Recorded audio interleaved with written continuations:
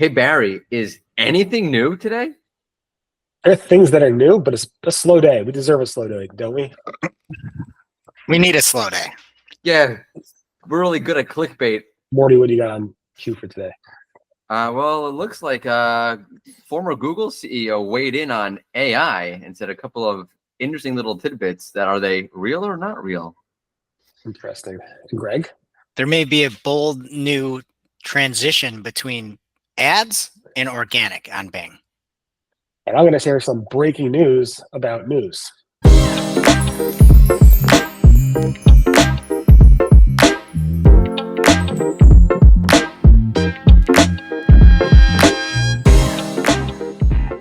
John Mueller went ahead and responded to a thread, a very rare thread on Google Webmaster, the Google owned forums, where John Mueller rarely ever posts on there. So that's kind of like shocking to me. But he responded to actually 2 threads in the past week.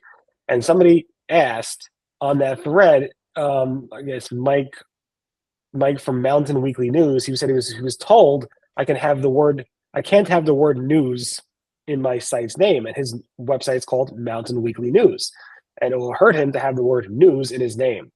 So what happened was CNN News and any ABC News and CBS News, they all went to that thread and they all said, we're removing the name news from our thread. We're getting rid of that from our branding completely. Not making it up. They did not do that. Nobody did that. Only, I think I lost everybody by now. But anyway, John Mueller said, there's no such thing.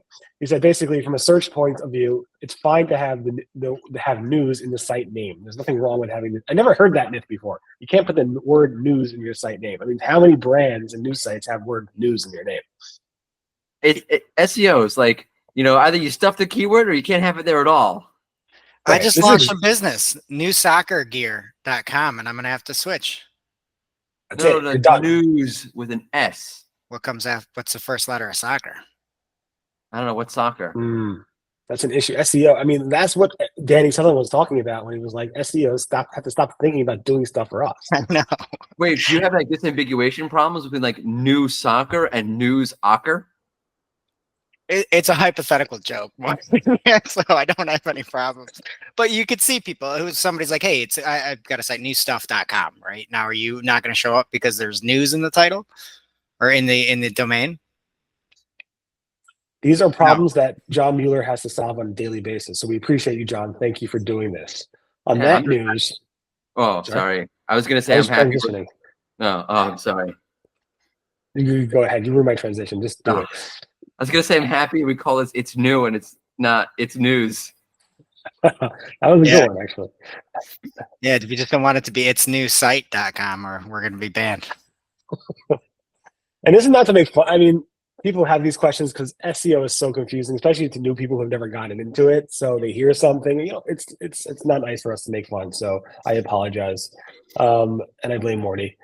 That being said, it's good to blame Mordy. That being said, I think Greg has some clarifications to make around what's paid and what's not. Yes, and Microsoft, I know we touched on it last week, but Bing ads or Microsoft advertising and the ads that run have gotten, I would say the disclaimer is now probably the smallest disclaimer out of any platform for ads being labeled ads.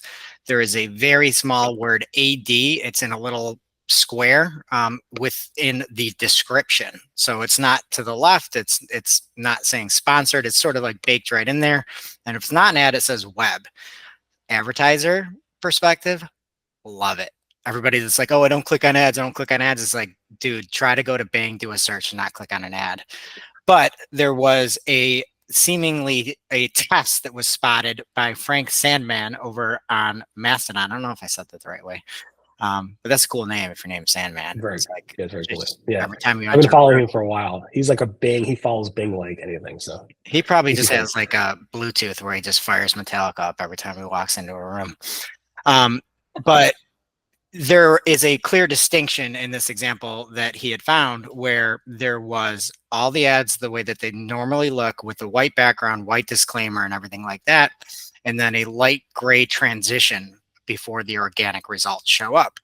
So to me, putting my crystal ball hat on or reading the tea leaves, this is a pretty big distinction between ads and organic. And the one thing that we see a lot of times with some of those like DOJ documents and everything like that is, if things are revenue positive, they tend to stick around. If things are revenue neutral or a revenue loss, they typically don't stick around. I would imagine that this is a revenue loss test here because of how big that distinction is. So again, it's nice to see if you're, on the, hey, I want some organic traffic side. From a advertising side, like I kind of like how, right now you get a lot more clicks. Yeah, I have nothing else. You covered it incredibly well, so thank you. And stop clicking on big ads if you can. That's the goal there. And then Mordy, I think you want to talk a little bit about the blue links that we never click on. Right. Are they even there? So former Google CEO Eric Schmidt was on whatever news talk show and basically said that Google's not about 10 blue links. They're about collecting and organizing the information of the web. He said a couple of gems, I guess we don't call them gems. Basically, like, no, Google will definitely figure out a way to monetize AI, and AI is underhyped. I think they're all interesting points. Like for, the idea that Google is the organizer of information across the web, I think is a little interesting. Sundar Pichai talked about with SGE that's about facilitating. I see Google more as a facilitator, but what do I know? I don't actually work there. On the AI front, yes, they're definitely going to figure out how to earn money from SGE, and no doubts there. And is AI underhyped? I don't know. I feel like it's like one of those things where if you're in AI, you're working on all these things, like, wow, this is wonderful. And the rest are like, I'm a little skeptical. It was Google's VP of cloud or something like that a couple of weeks ago in some article. I can't remember where. I read too many things. Basically said like, yeah, there was a great AI race. And people just started building all these things that are kind of like not really helpful. So I wonder like where the truth is. It like, oh, we're undervaluing it, or like we're overvaluing it and just building ridiculous nonsense that's not actually doing anything. Right. I think, well, I'm sure Google's original mission was, or goal, whatever their mission statement was, around organizing the world's information.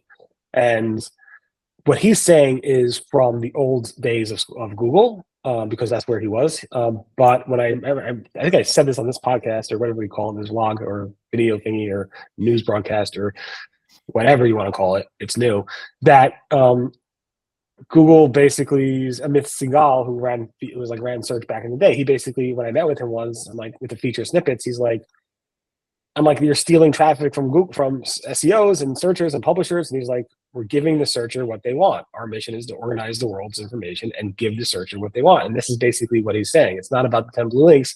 It's about giving the answer to the actual searcher. And that's their ultimate goal, because if they satisfy the searcher's intent, they'll be happy. Ultimately, if publishers aren't there to create the content for it, that's an issue. But that's the thing we've been talking about for past year or two right now.